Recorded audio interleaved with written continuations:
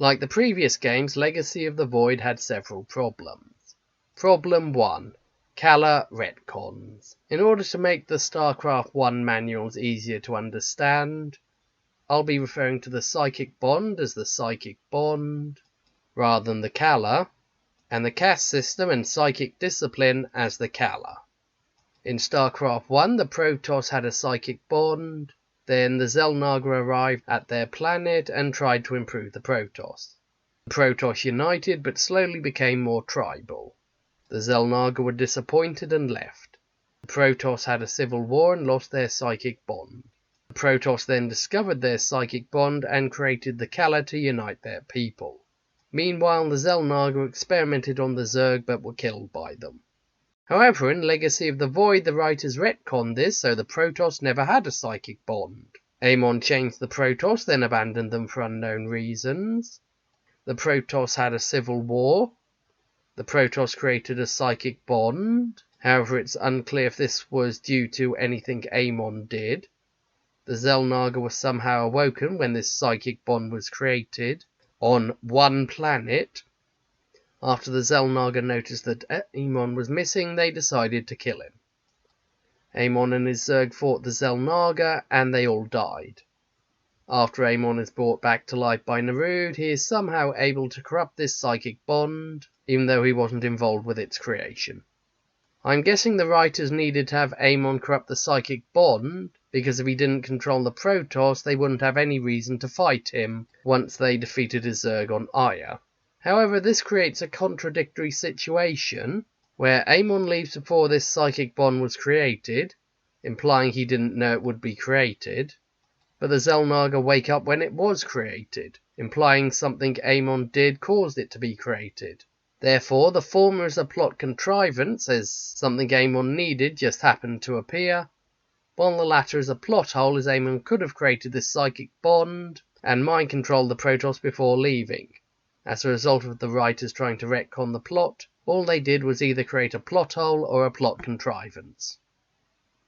Problem 2. Amon's plan makes no sense. Amon's plan is to end the infinite cycle for some reason. However, after leaving Ulnar on a world ship, instead of killing off the 2 species needed for the infinite cycle, Amon decides to go to Aya for no reason. There he uplifts the Protoss for no reason, creates the psychic bond problem I mentioned in the previous problem, then leaves without trying to convince any of the Protoss to join him.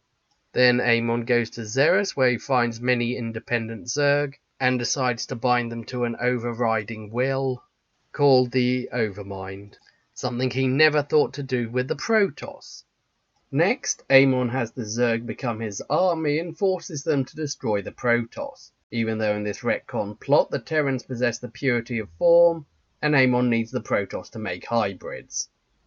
Also, he doesn't instantly end the infinite cycle by making the Zerg kill themselves, as they're the race that possess the purity of essence. Next, the Protoss somehow create a psychic bond that awakens all the Xel'naga, even though creating the Overmind didn't awaken them. After Amon dies, Narud takes over his plan, and most likely can talk to Amon in the same way that Horus can talk to Zeratul.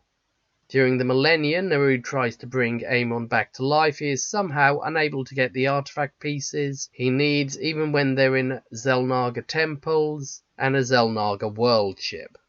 Narud is also unable to enslave the Zerg or Protoss, go to Earth to wipe out all the Terrans, or find any other species that can assist him. Instead, Narud allies with a group of Protoss called the Tal'Darim, who remove their nerve cords so they can't form a psychic bond, even though this bond would make them easier to control. Narud then pretends to be Duran and works with Kerrigan during Brood Wars, but doesn't try to kill her, even though she could become a Xel'naga and continue the infinite cycle. During the next 4 years, Narud allies with Valerian and Mengs via the Mobius Corps, and possibly convinces Valerian to invade Char with the artifact and de-infest Kerrigan, so Narud can get the psychic energy he needs to resurrect Amon. Narud also lets Stukov live, even though any infested Terran could become a Xel'naga. After coming back to life, Amon decides to do nothing with the Golden Armada until the other Xel'naga are dead. then attacks the Terrans with it instead of Kerrigan and her Zerg.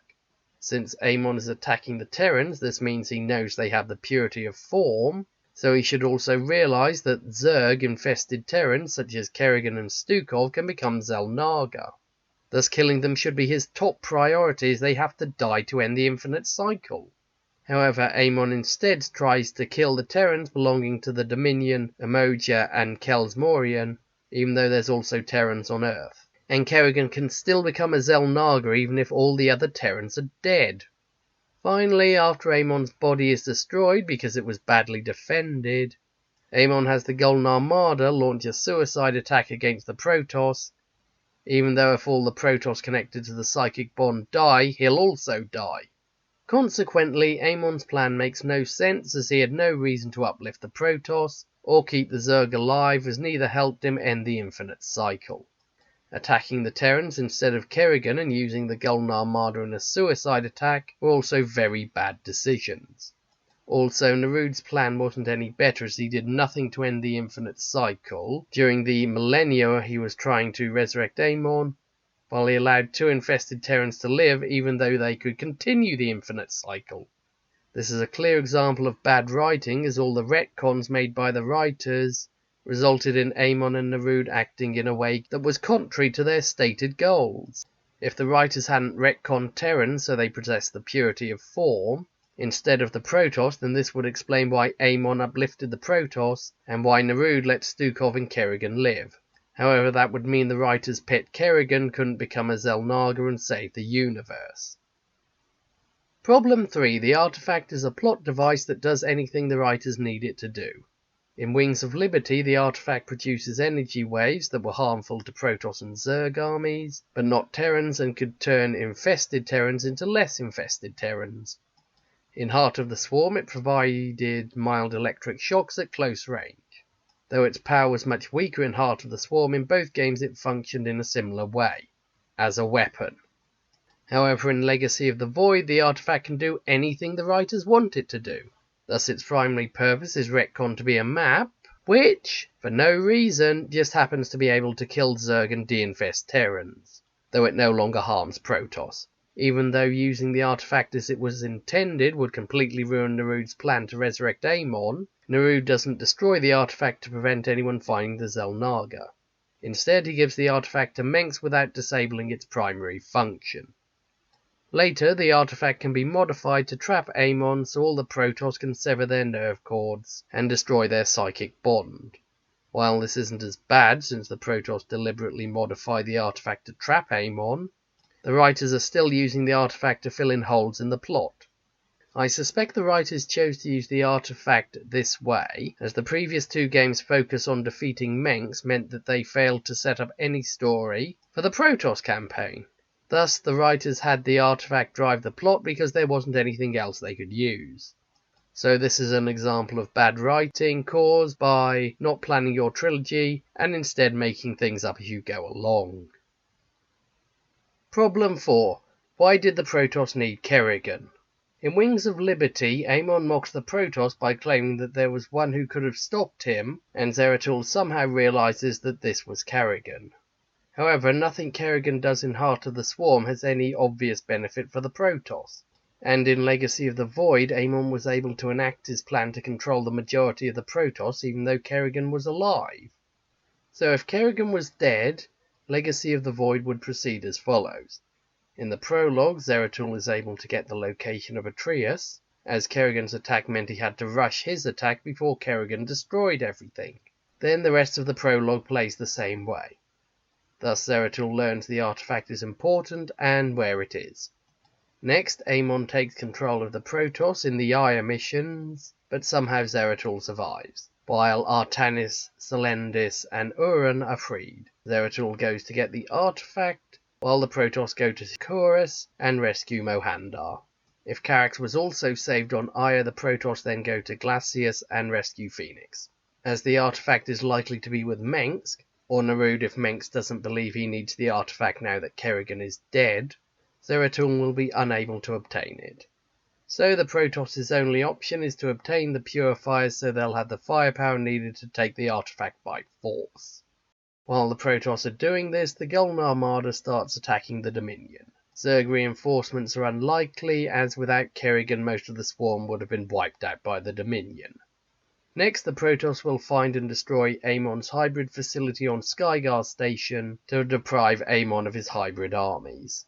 As mentioned in the previous problem, the artifact is essential to trapping Amon and freeing the Protoss, so the Protoss can never obtain it, though they can ally with Alarak and help him gain control of the Tal'Darim if he chooses to contact them. The Protoss can also go to Ulnar if Alarak tells them where it's located.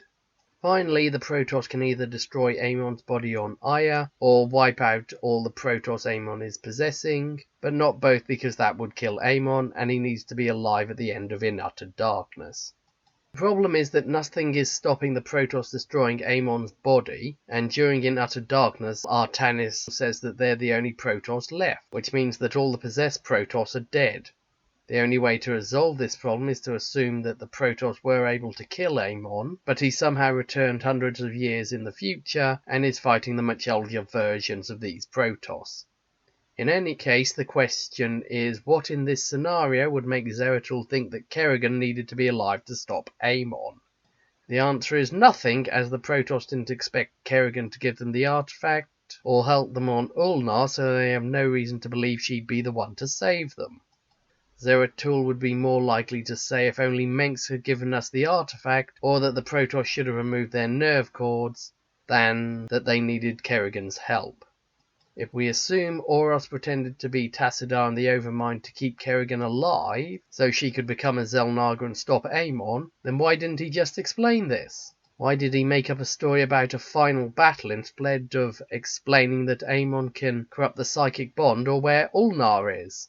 I suspect the reason for this is that in Wings of Liberty the writers initially intended for Amon to only be able to control the Zerg, which would explain why he only had Zerg armies, and that if Kerrigan was alive she would have made it harder for Amon to gain control of the Zerg.